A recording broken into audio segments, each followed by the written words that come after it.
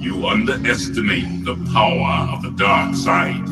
If you will not fight, then you will meet your destiny. Citizens, soldiers, I'm here at the order of General Robert E. Lee, commanding all Virginia forces. On April 15th of this year of our Lord, 1861, Simon Cameron, the Secretary of War of the United States, sent a telegram to our governor, John Letcher, directing him to raise 3 regiments of infantry to be sent to assist in suppressing the Southern Confederacy. Governor Letcher's answer is well known to you, but perhaps not his words.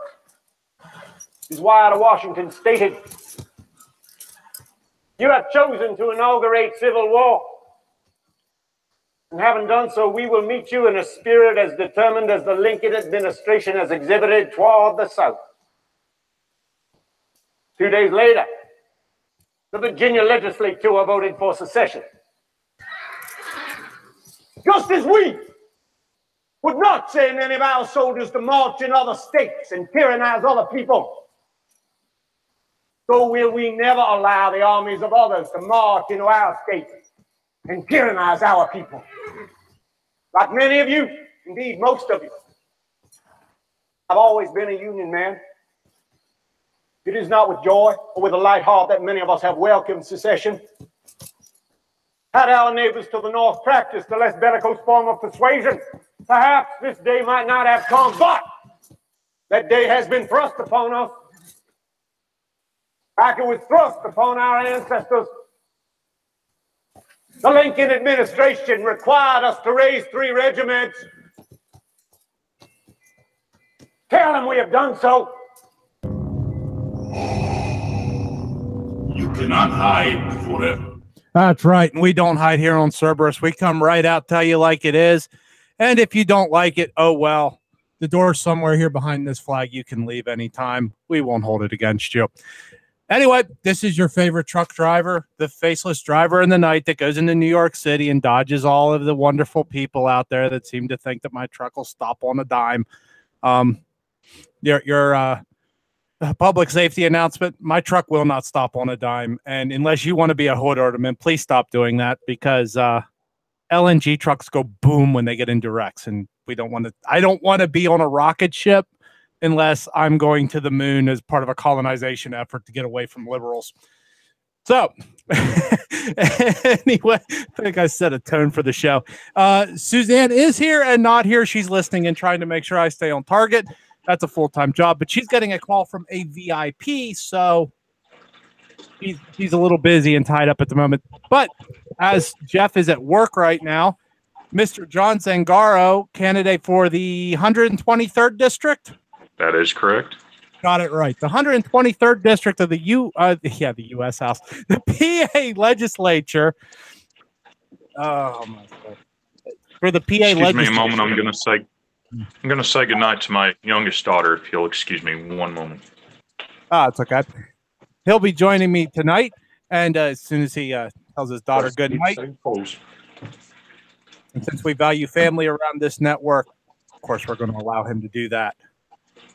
Thank you. So, been a while since you've been on, John. How's your campaign going? It has. What can I say? It's about as grassroots gets. You know, I'm just trying to get out there and do the right thing. Meet up with people, talk to people. I've had a lot of comments about how I don't have a donate button anywhere on my Facebook, on my website, how people are aggravated because they want to donate to my campaign. And essentially I've told everybody, I'm not interested in your money. You work far too hard for that. I know this area is hard against it. I won't say depressed, but hard against it. You know, we bust our tails working for the almighty dollar. Uncle Sam takes his bit out of it and leaves us with the scraps. And I understand that as well as anybody. And I'm not here to take anybody's money. Not for political purpose especially. And I've told everyone, if they're interested in assisting in the campaign in any way, shape, manner, and form, don't donate your money. Give me your time. Give me an hour or two a week. I can do something with that. So you're saying you'll be like the only politician in Harrisburg that doesn't have a NASCAR jacket with all of the lobbyist names written all over it? I apologize, but it would seem so. Yeah, I'm not interested in being bought off, at least not by anyone other than the people and the state constitution. Those are the only two things I have any interest in serving whatsoever. Well, excuse me, correction, outside of my God and my family, but yes. I think we need a state constitutional amendment that says if you take money from a lobbyist, you have to put the business patch on your suit. That way, everybody knows whose crony you actually are. If I can go one step further, I also believe that you should not just have it on whatever garb you're wearing that day, whether it be your jacket or your shirt or what have you, but I also believe that you should have something on your office door that suggests so, as well as why not just have one of those big magnets on the side of your car that has everything as well. Nice, evenly distributed. It'll look beautiful. Oh, yeah. We used to do that in trucking all the time. It had all the 50 states on there, and we had to have them or we couldn't drive in the state. That's an excellent idea. And at least then, they're, quote, not doing anything illegal with the funds. Why does it matter who's paying you off? Absolutely. They're paying them off. Everybody knows it. Yeah. Yep. And I'd have to fully agree. I mean, big rigs, whether they stay inbound or go without the state, have all kinds of different tags and numbers that have to be all over the place, determining upon what it is you're carrying.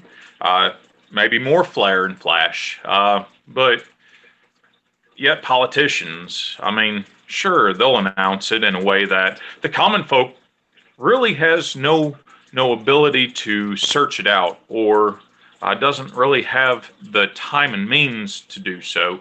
And if you do, I mean, it's written in such a way, usually, that it's obscure. I think it should be out in the open, like I said, much like NASCAR.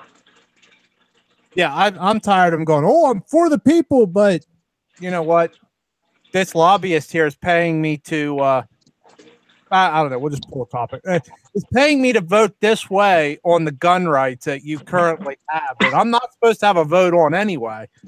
Oh, if I may, real quick, I actually don't belong to any gun club or any Guns of America or NRA even. I have no membership to any of that. However, I love my Second Amendment, and per PA, the first Article 1, Section 21 of the state constitution. You better believe it. This war vet loves his gun rights. Yeah, I don't have to be paid off. I don't have to be a part of anything in any official capacity in order to stand up for what is right. Right. You shouldn't have to. No. It's supposed to be protected. Of course, it's a God-given right. And you'll agree with me on that. It's God-given. So the state shouldn't have any say on it anyway. And the declaratory clauses in both the state and the federal constitution were meant solely to make it explicit that said groups shouldn't be able to talk about this. Yet somehow these groups always seem to get their grubby little fingers in on everything. And for some Just reason, like healthcare.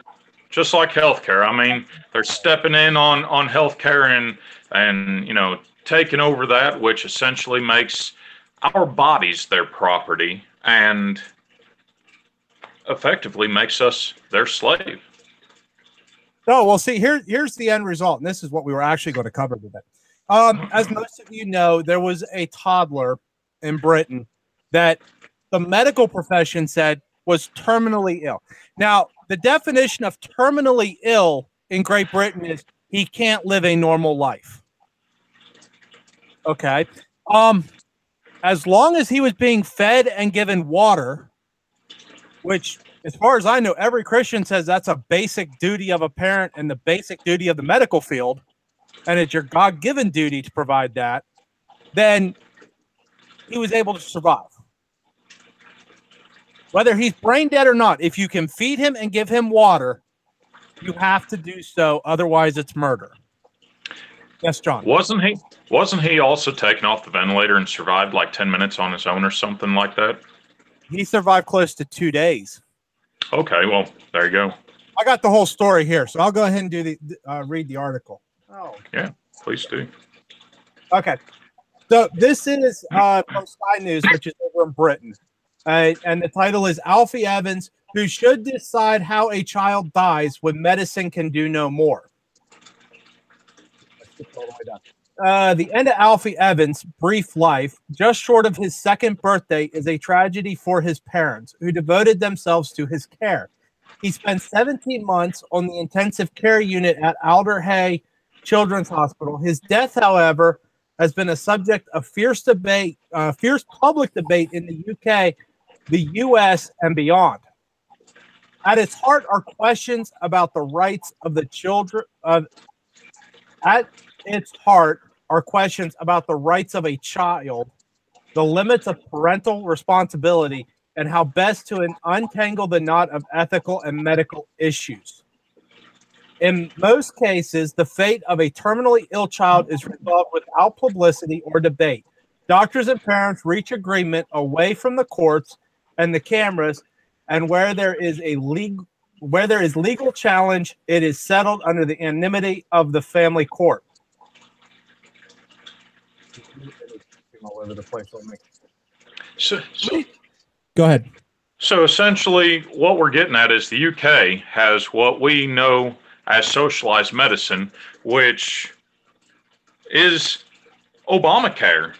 I mean, it's government-ran healthcare, and the government, through its almighty power of all-knowing and all-being, they have decided that this child is not worth their time, effort, and money to keep alive. And when the parents attempted to take this child out of country to seek better health care, the UK stepped in, the United Kingdom government stepped in and disallowed that. Right. Even though Italy and the U.S. offered to pay all expenses and have the child brought, UK doctors decided it was better for them to pull the plug than for anybody else to get in there and help. Now, wait a second. There was this lady that was considered to be really stupid, didn't know what the heck she was talking about. What was her name? Oh, Sarah Palin. That said something about death panels. I mean, wild, you know? That had to be an absurd statement and claim. I mean, for us to believe that the government would consider having death panels, especially for children or the elderly, wait a second. She might have actually been on to something. Well, it goes even further. I don't know how up on World War II history you are, John, but in World War II, right before Germany really got into the war, right after Hitler gained power as chancellor, the family of a mentally ill child came to him and begged him to allow them to execute the child. Hitler allowed it, and they then started gassing they gassed the mentally ill children before they ever gassed the Jews. But nobody ever talks about that part of it. He gave his permission, saying it was, quote, more merciful to kill the child than it was for the child to survive. And because of socialism and communism, every living being is viewed as a burden to the state instead of an asset. Then it's better for the state to put them down. Yeah. You literally get treated like an animal. We treat animals better than we treat children, but yeah, I mean, at least we're willing to put animals on endangered species lists. We're willing to put them on local, county, and state legislation to protect them, but yet an infant, apparently even after it comes out of the womb, but prior to leaving the womb, has little to no protections, at least in a socialized state of health care. And I won't even call it health care. I'll just say medical care, because there's no health care there. You know, that right there is a defect in somebody's mental status if they can sit there and claim that it is okay to kill an innocent child. Or anyone who suggests that socialized medicine is a good thing. I mean, just look around you. The only thing you have to look at is the current status for this. What was his name? Alfie? Yeah, Alfie. Yeah. Well, anyway, the article goes on and says 3 times in the last 9 months, however, these battles have been played out in public as the parents of Charlie Gard, Isaiah Hastrup, and now Alfie went public as they fought in court to keep their children alive. All 3 cases were different in detail, but at their heart are the same questions about who ultimately decides how a child lives and dies when medicine can do no more.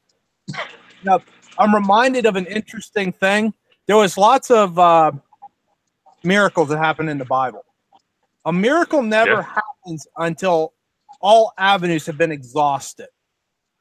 Because the whole thing with a miracle is God wants you to know flat out that it was him that did it and no one else. When all else fails, then a miracle happens. So by killing these children, they have taken it out of God's hands, put it squarely in theirs, and the children's blood will be on their heads. Agreed. Absolutely. Also, didn't Senator Rand Paul have a comment about the socialized medicine effectively turns the medical staff into a government institution and essentially mandates them to do their work, and as such, they are now a slave to the healthcare system. Yeah, I wish I had. I need to get that quote and actually have it ready to go. But yeah, he was saying if you put, and this was back when Obamacare was being discussed in committees, I believe. I don't know if he did this on the floor, if it was in the committees. But he said, if you say that everyone has a right to health care, which is what they were claiming for the socialized medicine, then you are essentially saying that you can go to the doctor's house, arrest the doctor, force him to provide care for the person, whether or not he gets paid, which is the very definition of slavery. You are now a ward of the state. You will do what the state says, or you will be punished for not doing what the state says. Yep. You won't get paid because the state's not going to pay you, because they're going to say, well, the patient should pay you. Well, if the patient dies while you're trying to administer care, well, and he doesn't have anything, how's he going to pay you? Yeah. The problem with that one is Reagan actually signed that one. If you go to an ER and you can't pay, they used to be able to turn you away. Now they require by law under when Reagan was in office, they give signed you a minimal amount of attention for you to survive. Required to get you to where you that you won't die on the table. Basically, they don't have to provide you any auxiliary care, but they do have to provide you with the bare essentials to keep you alive. So let's see. These are separate, difficult issues for families and doctors to navigate, but British law is quite clear. The Children Act of 1989 states that the child's welfare shall be the court's paramount consideration, and legal precedence has consistently followed that line.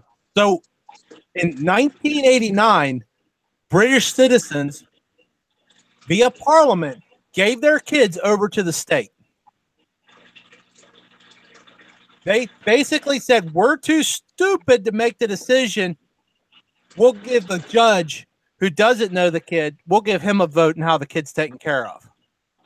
For anyone listening, this is what is called single-payer healthcare. This is government-run healthcare. Think about what they've done with Social Security. Think of what they've done with DMV. They want to combine those two and make that your healthcare system. All you have to do here in Pennsylvania is look at the roads and understand, do you want the people in charge of that in charge of your medical care? Well, you're a veteran, John. Have you dealt with the VA? Have you had the pleasure of dealing with them? I attempted to. 3 different VAs, 5 different visits, and I told them that they could stick it. I have no interest in dying that quickly, so therefore they will not have any more of my time. They will not be my care. My medical provider, I have no interest in receiving any of their money.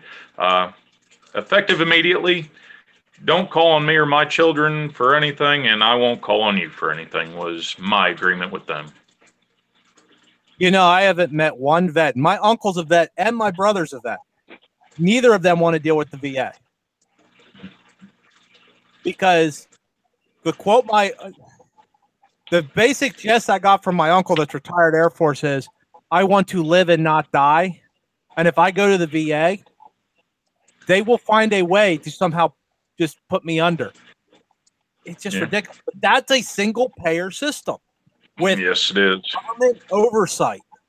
So do you think your hospitals that are currently privately run with minimal government oversight are going to get better or worse if you go to a single payer socialist medicine? I don't think the people's issue is necessarily with the healthcare that they receive in the private hospitals. It's the amount that it costs them and still all the headache that they have to deal with. Now, what they need to understand is the government is what has caused the prices to skyrocket at these private healthcare institutions, because previous to the lawyers suing for everything and the government stepping in and mandating regulation upon regulation, it was very hospitable. It was to the price that the local farmer down the street that barely made ends meet could go and be seen by the local physician or even have a house call. But anymore, because of the legal system being the way it is and the mandates from the government being the way they are, it has made it so expensive to be seen by private healthcare that is, I believe, the biggest and most formidable complaint for anyone in our audience. It's the price. When you take a single Tylenol pill of 200 milligrams, we'll say, and for sake of argument, call it $10 or $15 of cost, when you can go down to the local pharmaceutical store and get a bottle of 50 of those same pills for a third of that price. I mean, that's the issue people have. And I'm afraid to believe that people are willing to do away with that and take on the burden that would be government health care or government-run health care because they can't afford the private anymore. Yeah, I mean, we used to have house calls up until right after World War II. And it was never a problem. You call the doctor and you come right out. We had house calls still in the 1980s. I mean, at least in the Midwest we did. Well, in the Midwest, it's 3 hours to a hospital, too. So it's kind of spread out.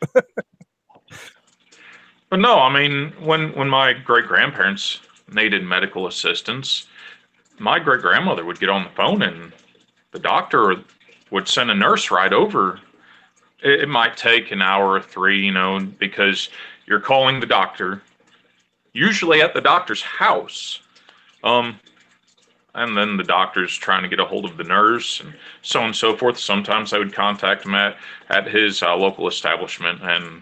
But either way, I mean, somebody came to the house. Somebody checked in on them.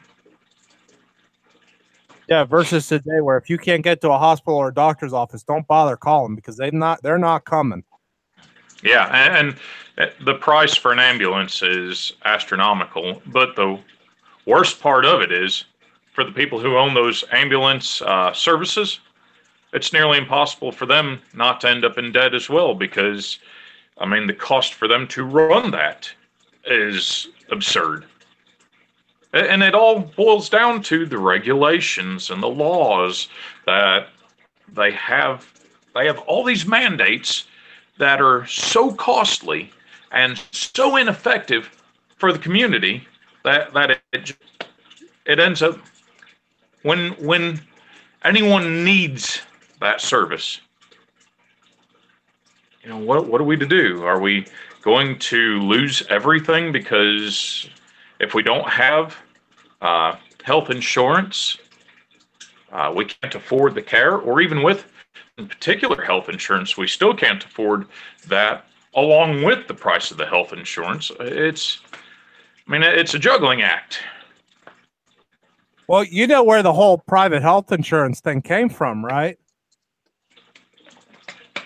Yeah, because back during the Great Depression, they put a stop on pay raises, and so the free market found its way around that by offering health care as an option to bring people into new employment opportunities. Because how dare the free market find a way around the government regulation? I mean, seriously, doesn't the free market know that they're supposed to do exactly what the government tells them to do? Even when you know what? Has no say in the matter. The government is pushing back, and they are trying to narrow that down to where we have to put that bridle around our neck and be led to where they want to take us. I think they want us to get our prayer mats out and pray toward Washington, D.C. like it's the temple of God or something there. I hate to break it to them, but that hasn't been done since Jerusalem.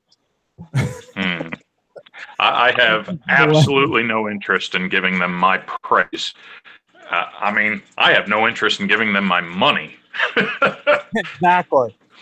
Lord forbid we have to sign our bodies over to them as well. So we've completely forgotten the whole "we the people" part and just gone straight to, "Oh, Mr. Government, how can you save me from myself because I'm too stupid?"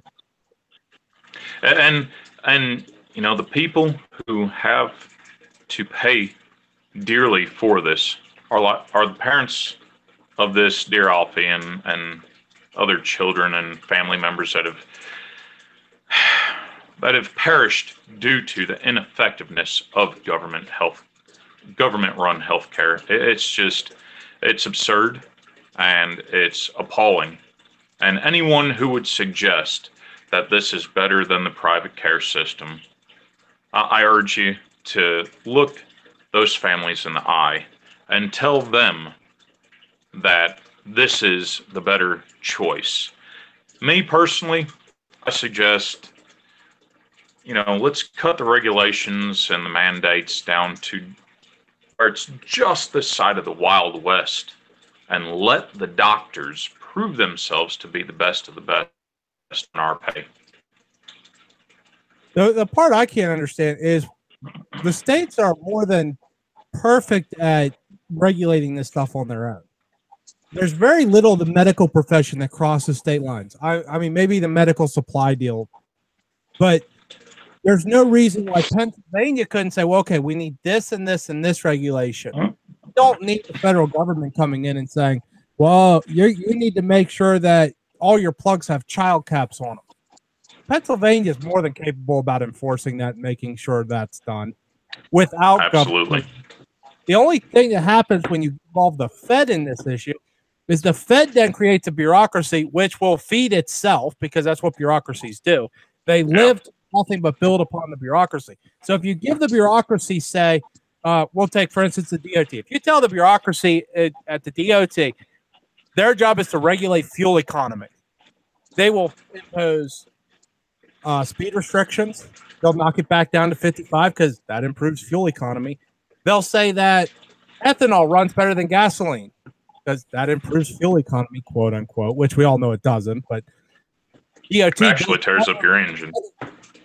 Right. Burns all your gaskets out, causes your head to warp. But it's ridiculous. Who are we?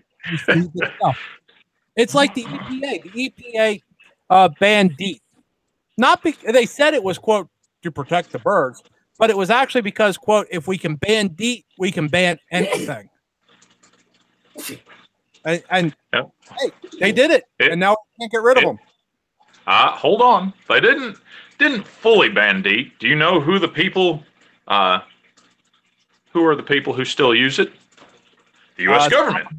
Oh, yeah. The U.S. government. In the military, we had to wash our uniforms in a DEET detergent, and then we had DEET spray. And we were told, do not get it on your skin. It can cause cancer.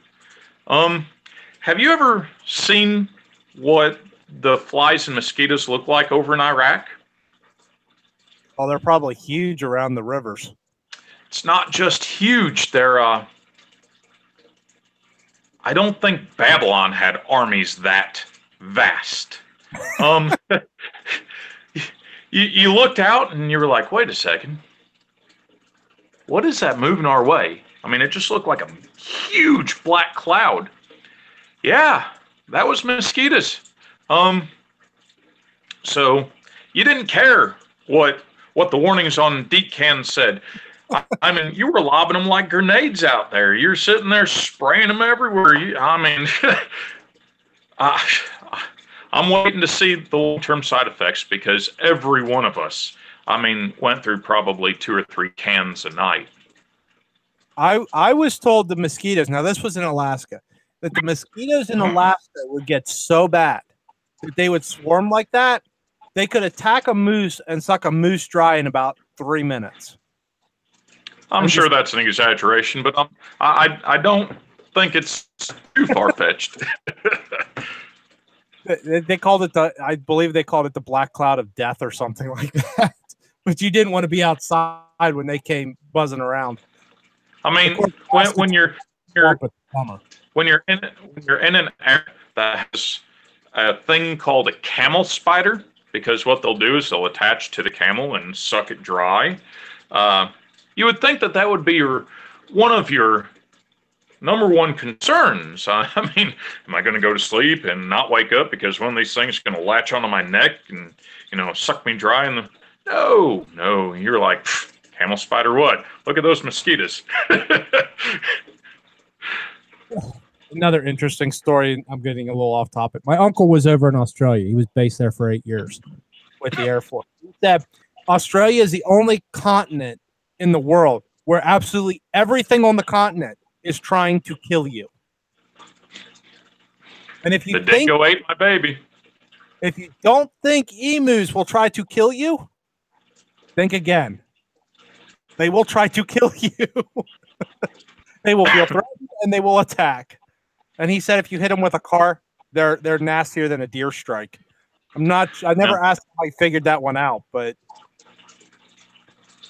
I heard. There's only one thing I can think of that is more dangerous than any of these animals that we named, and it'll bring us right back to the government. The government's essentially got its hands in everything, from healthcare to your right to operate an automobile to I won't say legitimately, but effectively removing your Second Amendment right to have and bear arms, to the intelligence community diving in and extracting all sorts of information from the people without proper charge to do so. So, I mean, there's so much that the government was never intended to do that it is currently doing right here, right now.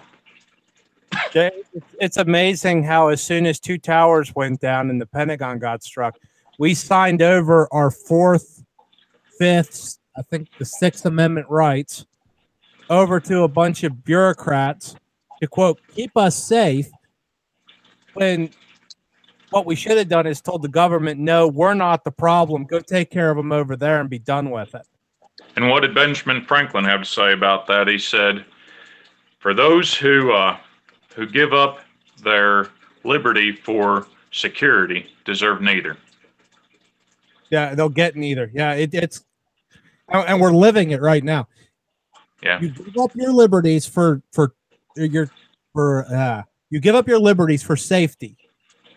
You get and deserve neither, because you will lose both your liberties, and the government doesn't give a rat's behind what happens to you, because there's not even in the least behind you, you know, to take up the slack. Yeah, and I mean, one of my personal favorites upon this government mantle, whom I consider to be one of the most dangerous, is the Central Intelligence Agency. I mean, to me, I believe that they are more dangerous than any two terrorist organizations combined. We've looked at it. We've seen that during the Reagan administration, they effectively changed regimes over in the Middle East. They stuck Hussein in power. They stuck Gaddafi in power. They've stuck Fidel Castro in power. I mean, we could go through a list of names that we now consider horrific dictators, and they were the ones who committed those regime changes and put those people in power. And you know, everyone wants to sit there and say that these are horrible people. Well, we were the ones who gave them the ability to become such atrocities. Well, here's an eye-opening one. Bin Laden got the weapons to fight the Russians in Afghanistan because who gave them the weapons? Oh, wait a minute. The CIA gave them the weapons. And then what happened when the CIA left? He turned the weapons right back around on us and used our own weapons against us. We armed the Taliban to get rid of Russia. And then we had to de-arm the Taliban by sacrificing, 3,000 to 4,000 of our boys and girls to the terrorists over there? And if I may, you bring up Russia. I mean, we have Trump going through all this discourse with the CNN and ABC, what he likes to call the fake news, the fake media. And I mean, we had Obama making deals on live microphone with the Russian government. But yet, if I may, we have one gentleman running in the 9th Congressional currently that served over in Russia with the CIA during the Obama administration. Hi, Scott Eulinger. Oh, there's nice no promo here. There's no what do we call it? Conflict of interest? Not at all. There's no there. Yeah. I mean, we're supposed to believe that he's a nice guy and a good guy because he can smile and kiss babies, and he's photogenic and he's charismatic. I mean, that doesn't sound like someone that we mentioned earlier, such as Hitler, at all. I mean, not suggesting that Scott Eulinger is Hitler, but I'm just suggesting that with his background, with his, the timing just seems off to me. That he served as a station chief in Russia during the Obama administration. But just all of a sudden, he comes here and he's a humble guy and he just wants to do the right thing. and he wants to run for the 9th congressional district here in Pennsylvania. Now, I was informed that there are a few different prior service CIA guys currently running for House positions that are coming open. So, to me, not to sound like a conspiracy theorist, but haven't we just had Podesta? Wasn't he ex-CIA and now he's in another position? You should be wearing a uniform.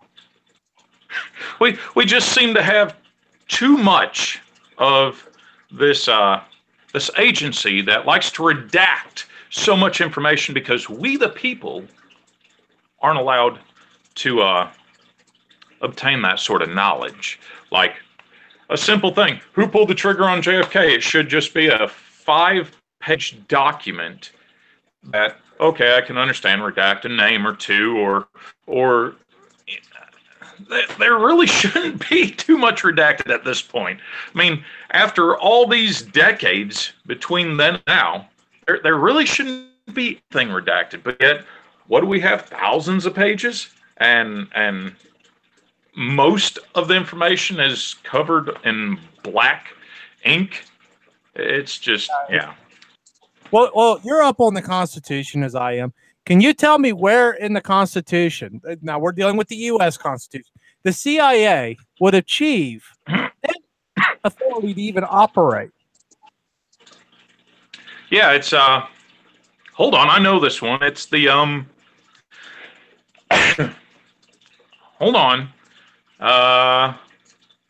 Article 278, and it's also covered in the Bill of Rights. It's, Section 1.5-B.7, right? Oh, yeah. Along with Amendment 95, too. Yeah. I mean, I remember George Washington going, the CIA, yeah, dude, let's totally start it, bro. I remember George Washington saying that.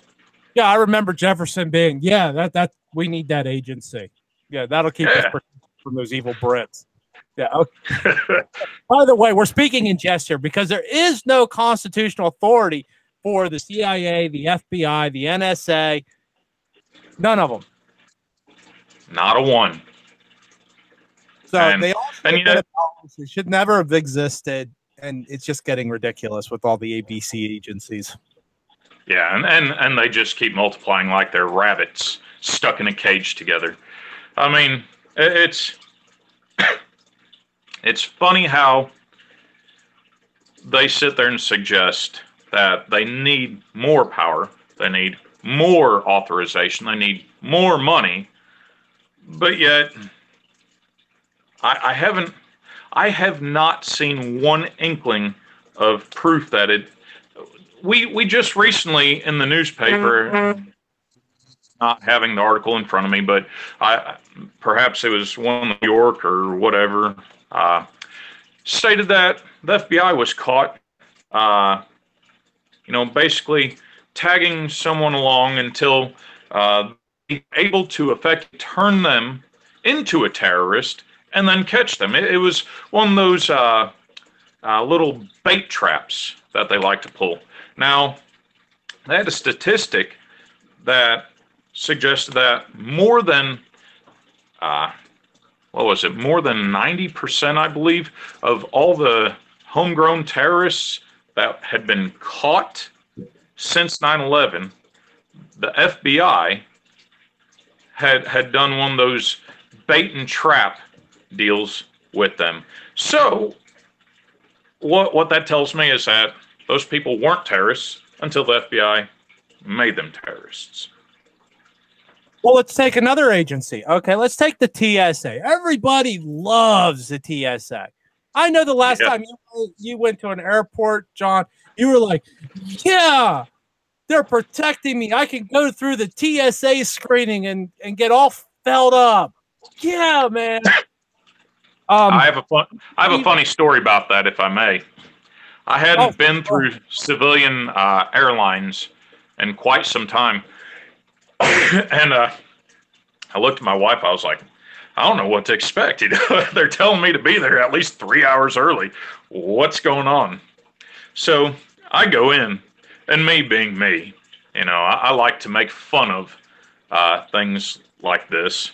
And so I walked in, and they had this huge thing that you walk into, and it has little like foot markers for you to stand in.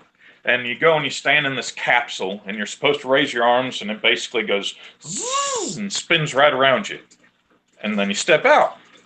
I was like, wow, well, I guess I don't have to go and get my my little tune-up, you know. I don't need to get checked up for my tonsils to my colonoscopy. You just did it all. Thanks.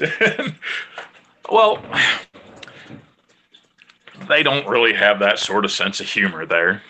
I was just stared at by about 5 different agents that were, you know, standing around that capsule, and they were patting from granny to grandkid, like it was going out of style. Another interesting story a guy was telling me. This was prior TIA. This was back when the airlines actually did their own security. You know, like any other business would be expected to do. You know, have their own security squad. He was working for the military, and he did, I think it was bomb assessments or something. Well, you know, you can name those. You have to declare everything as you're going through the airport. Well, he made the mistake because they were making stuff up, because nobody knew what all the codes were that the military boys used. So he made the mistake of saying photon bomb or proton torpedo, and the guy went berserk. He said they pulled him aside, put him in a room. The general had to get involved, and then he said it just went downhill, and it got all the way down to, I guess, his sergeant. He goes, "Just keep your mouth shut from now on when you go through it. Just I don't want to deal with this anymore." Well, that's fantastic. So back to the original thing. The TSA hasn't been able to even stop the FBI when they go through the scanners with fake bombs. So how do we expect them to stop, I don't know, the terrorists when they go through with an actual bomb if we can't even spot fake bombs when they go through? Well, the shoe bomber got on the plane. The underwear bomber got on the plane. From what I understand, the TSA hasn't stopped a single terrorist from getting through. All they've done is piss off the people who are paying for the flights. They did achieve one thing that's a prime directive with the government. Find a way to charge people more money. Yeah, and failure. Everything, we have to fail, and we have to find a reason to charge more money. So the more we fail, the more we can charge. Can I go ahead and give a shout out to somebody who is currently running for the U.S. Senate here in Pennsylvania that wants to streamline the government, wants to get rid of things like what we're discussing here. May I? Sure, go ahead. Yeah, I'd like to go ahead and give a shout out. He came to our debate. His name is Dale Kearns. He's prior Republican, got sick of the two-party system's agenda, if you will, and he's currently running on the Libertarian ticket. I'm actually not a Libertarian, but I know Dale very well, and I believe in liberty. And Dale Kearns, I wish you the best. I honestly understand that he is a man of integrity that is attempting to do the constitutional thing should he get into office. Sounds like he'd be a good guest to have on at some point. He'd be a fantastic guest. He wants to come on.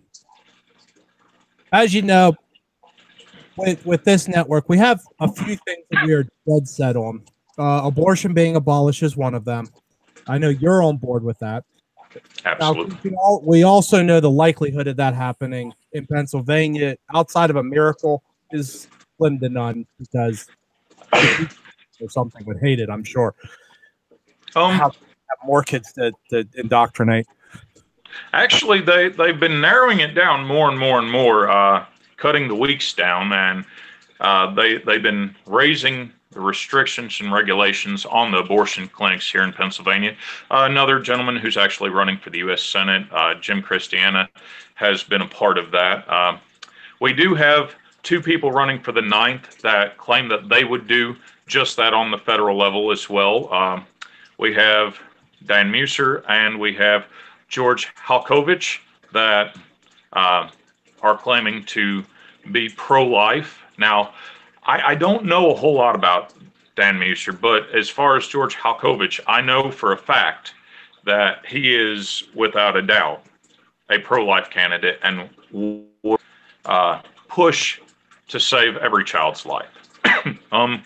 But then we have the Scott Uehlinger gentleman that claims to be pro-life, and I know quite many people. While he was working on the Matt Connolly campaign, when Matt Connolly was running for our district for the congressional position, before all the, everything happened in Pennsylvania, and the congressional, everything got mixed up and changed around. We were the 11th, now we're the 9th.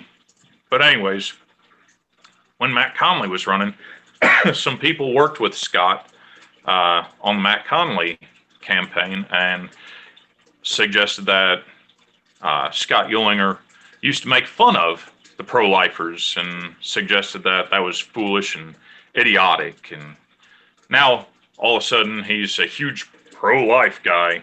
So again, I have no evidence outside of hearsay on that, but the people that are telling me this, I know for a fact, have the utmost integrity. So what you're saying is a guy turns into a politician, makes it sound like he'd be a good candidate just to get elected, and then probably he's not going to do anything about anything? Like, yeah, I mean, we have people suggesting that Dan Muser is doing the same thing because of where he resides and the PAC that he was a part of. I don't know enough on that issue to discuss it, but I do know this. I met Dan personally. I wouldn't mind having a beer with the guy. He's a very nice guy. And as far as George Halkovich goes, he's an extremely personable guy who has the people that I consider the grassroots element backing him. We have people who used to run the Schuylkill County Patriots down here, who shook up all the what we called the Pottsville swamp. Pottsville used to be considered the baby Harrisburg, if you will. But these people that are backing George now, they were the ones who shook it up and broke up that swamp. And they're the ones supporting George right now. So, I mean, I'm not going to sit there and endorse Dan or George. I'll just say that, when it comes down to it, this is what I've seen. This is what I've witnessed. And, to me, again, when you have a guy who was in the CIA during the Obama administration, the guy who claims to be his campaign manager, first name goes by Kyle, won't say his last name. From what I understand, also served in Russia for the CIA. They're working together. They're cohorts to get into the 9th Congressional. This Kyle, I won't call him a gentleman, basically threatened me to take me to court if I called them out on any of this because Scott Uehlinger, I was told by Kyle that he would be at our debate, and then I was told he wouldn't, and I said I'd call him out on it, and then it just turned into a big debacle. And so I'm basically being threatened that I will be taken to court if I go ahead and say anything about it. Well, okay, since you're running for the 123rd, and we brought up the redistricting debacle, if I may, I got a question for you on that. There is a group of Republicans currently, I don't know how serious they are, but they're floating around the idea that these judges, these 5 Democrat judges, should be impeached in the legislature. Would you be for or against having a hearing, at least in the committee level, on whether that should be a case or not? Oh, I'm up for a hearing on it. I mean, I want to know if there was an agenda behind it, or if this was just to do the right thing and break up the gerrymandering. To me, I agree. We needed to break up the gerrymandering. We did. It was horrible. But at the same time, it seemed like the timing was off. You know, they could have waited until after these elections. Directly after the November elections, they could have went ahead and pushed the process, had it done within the next 3 to 6 months, and it wouldn't have affected anybody's voting districts that I'm aware of at that point in time. And to me, I can't really complain for my district because we had Matt Cartwright as our 11th congressional representative. He didn't represent Schuylkill County at all the entire time he was in office. And now we're looking at potentially having a Republican, or I should say not necessarily Republican, but a more conservative representative that will potentially represent Schuylkill County. So that worked in favor for me in my district, but at the same time, yes, absolutely. I'm for a hearing. I want to know the facts. I would like to, you know, let it be out there for all the voters to understand. And should there be any case of corruption there, absolutely impeach him. Not just impeach him, but let's go ahead and see what the max penalty we can find for any deviance. The part I always had is they waited till right before an election. They waited 8 years into the redistricting before they even brought the lawsuit. I believe the law they used said it had to be within 90 days of the committee finishing its work, which means they are well over their so-called allotment of time. But that's actually all the time we have for today. John, is there anything you want to get out there before we I have to close the show? Just, if anyone is in the grassroots area around Schuylkill County and they want to help out in the 123rd district, I can use some volunteers to hand out my stuff around the polling on May 15th. Again, John Zangaro. You can find me at Zangaro4Liberty.org. Thank you, Dan, for having me on, and God bless everybody. God bless freedom. Anytime, my friend, anytime. And this has been another exciting edition of the Bailey Report. And it's the Bailey Report because Jeff is off, and I like to be able to say whatever I want to say when I want to say it without dragging him into the middle of a controversy, because I am good at finding myself in the middle of controversies, apparently. But you can find us on Shoutcast. You can find us on Gab AI. Gab AI, we're on there. I don't really do much with it, but we're on Gab AI. Gab AI, we're on. We're still on Facebook because, well, everybody's on Facebook. I don't want to be on Facebook, but I got it pulled up right now looking at it. We're on MeWe as well. I'm always on MeWe. And we have a SoundCloud where you can go and download the episodes now on the audio form if you have low data bandwidth issues. And we do have a low data bandwidth option on the radio side of it. You should see a link for that inside of the Facebook group. I need to move that over to MeWe as well. Be sure to support your local Patriot podcasts. You know, they work off word of mouth, so spread the word. Right. And we're completely owner funded, which is basically meaning Jeff Johnson's paying a lot of money for this. So if you all don't mind, you know, at least share the channel, subscribe. Let us know you're at least listening to the podcast. We'd appreciate it. It gives us like a pat on the back. And yeah, we're a little, you know, self-absorbed there, but we do appreciate it. So until next week, I believe Jeff is with me next week. If we do get a special guest, I will be sure to blast that out. I don't believe we have one scheduled. So until next week, this is the Bailey Report signing off. Y'all stay safe. Keep the rubber side down. Good night.